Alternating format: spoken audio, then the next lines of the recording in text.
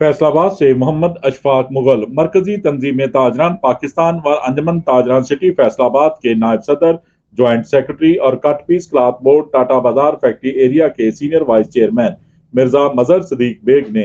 Islamabad high court की तरफ से ईवान फील्ड रेफरेंस के बाद तीसरी अहम रेफरेंस अल अजीजिया रेफरेंस में मुस्लिम लीग नून के कायद साबिक वजीर आजम मियां मोहम्मद नवाज शरीफ की बाइज्जत बरीयत पर अल्लाह ताला का शुक्र अदा करते हुए कहा कि झूठों पर अल्लाह की लानत भेजते हैं। मिर्जा मजहर सदीक बेग ने कहा कि अल्लाह ताला ने पाकिस्तान को एटमी कुव्वत बनाने वाले लीडर मियां मोहम्मद नवाज शरीफ को हर इल्जाम से बरी करके सुरखरू और इनके इलेक्शन में हिस्सा लेने की राह हमवार कर दी है। इंशाअल्लाह मियां मोहम्मद नवाज शरीफ की क़यादत में मुस्लिम लीग नून 8 फरवरी को आम इंतखाबात में अक्सरियत से कामयाब होगी। देखते रहिए GS न्यूज़। इस वीडियो को लाइक करें, हमारे चैनल को सब्सक्राइब कर बेल आइकन जरूर प्रेस करें।